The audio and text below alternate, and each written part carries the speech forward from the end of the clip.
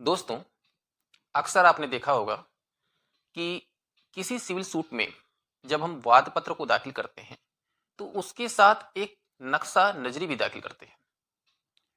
आखिर ये नक्शा नजरी क्या होता है, कैसे बनता है और इसे दाखिल करने का क्या उद्देश्य होता है?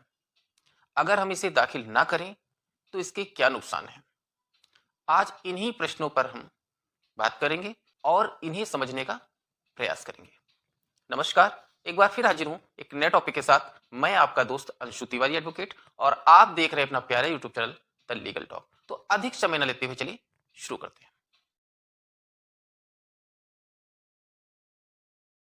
दोस्तों, सबसे पहले हम बात करेंगे कि नजरी नक्शा होता क्या है। जब हम वाद पत्र को दाखिल करते हैं तो जिस डिस्प्यूटेड लैंड के बारे में हम चर्चा करते हैं उसको समझाने के लिए एक हम नक्शा बनाते हैं जिसे नजरी नक्शा कहते हैं। डिस्प्यूटेड लैंड का नक्शा बनाना आवश्यक होता है क्योंकि अगर हम विवादित स्थल का नक्शा बनाते हैं तो वाद पत्र को समझने और समझाने के लिए आसान हो जाता है। दोस्तों, वाद पत्र के साथ दाखिल किया जाने वाला जो नक्शा होता है वो वाद पत्र में वर्णित तथ्यों, विवादित स्थल को समझने में सहायता प्रदान करता है और ये नक्शा उस वाद पत्र का एक अभिन्न अंग माना जाता है। दोस्तों, अब बात करते हैं इसके उद्देश्य के बारे में। इसका उद्देश्य क्या होता है? दोस्तों, वाद पत्र में वर्णित तथ्यों, विवादित स्थल एवं विवाद को समझने के लिए इसको बनाया जाता है जिससे आसानी से उस विवाद को समझा जा सके जिस चीज का डिस्प्यूट है और ये निर्णय में भी सहायक होता है।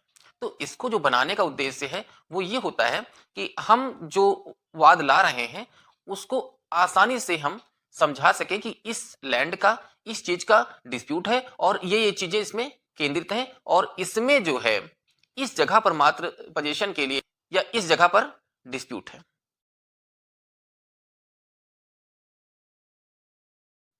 दोस्तों, अब बात करते हैं कि इनमें किन चीजों को दिखाया जाता है, यानी इसको बनाते समय किन किन चीजों को इसमें दर्शित कर दिया जाता है, दिखा दिया जाता है। तो इसमें हर उस चीज को दिखाया जाता है जो डिस्प्यूटेड लैंड पर होती है, चाहे वो छप्पर हो, चाहे खूंटा हो, चाहे ईंटें रखे हो, नल लगा हो, पोल गड़ा हो, कुछ भी, सब कुछ इसमें दिखाया जाता है। अगर किसी मकान का है तो उसका भी दरवाजा किस तरफ है, किस दिशा में है, ये दिखाया जाता है। साथ ही ये भी दर्शाया जाता है कि जो डिस्प्यूटेड लैंड है इसके चारों तरफ क्या चीज है। अगर देखें तो पूरब में क्या है, पश्चिम में क्या है, उत्तर में क्या है और दक्षिण में क्या है। कि जिस साइड रोड होगी रोड आपको दर्शाना होगा, जिस साइड खेत होंगे खेत दर्शाना होगा, जिस साइड जो होगा वो आपको दर्शाना होगा। इवन अगर किसी का मकान है तो उसका नाम लिखते हुए कि इस साइड पे इसका मकान है वो आपको दिखाना होगा।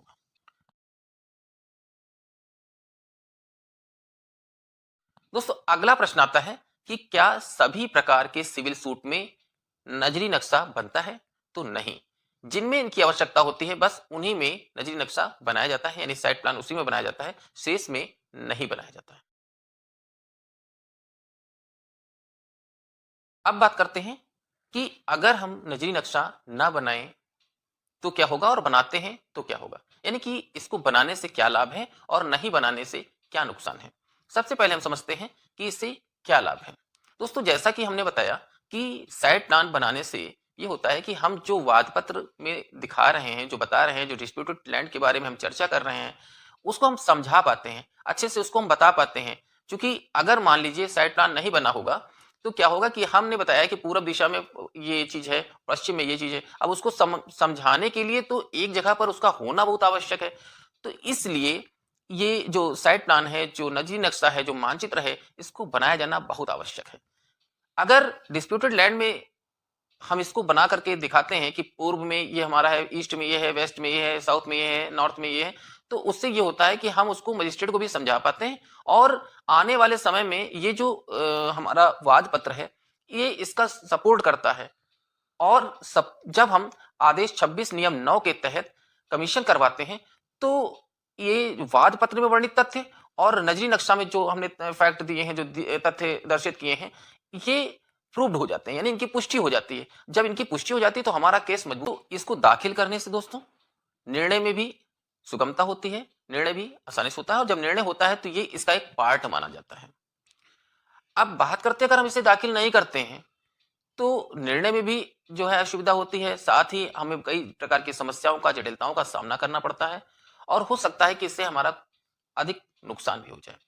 तो इस प्रकार से हम ये समझते हैं कि सिविल सूट में यदि वाद पत्र के साथ हमें नजी नक्शा की आवश्यकता है तो दाखिल अवश्य करना चाहिए, और इसीलिए दाखिल किया भी जाता है। अब नजी नक्शा को बनाते समय किन किन बातों का ध्यान रखना चाहिए, क्या क्या सावधानी बरतनी चाहिए, इस विषय पर हम नेक्स्ट वीडियो में चर्चा करेंगे। यही थी छोटी सी जानकारी। आशा ही पूर्ण विश्वास है कि आपको इससे कुछ ना कुछ लाभ जरूर होगा। इसी के साथ आज का टॉपिक समाप्त। मिलते हैं एक नए टॉपिक के साथ, तब तक के लिए नमस्कार, जय हिंद, वंदे मातरम। अगर वीडियो पसंद आई हो तो वीडियो को लाइक कीजिए, शेयर कीजिए और चैनल को सब्सक्राइब करके बेल आइकन को प्रेस कीजिए, जिससे हमारी आने वाली वीडियोस आप तक सबसे पहले पहुंचें। और किस टॉपिक पर आप वीडियो चाहते हैं, कमेंट सेक्शन में कमेंट करके ज़रूर बताइए। धन्यवाद।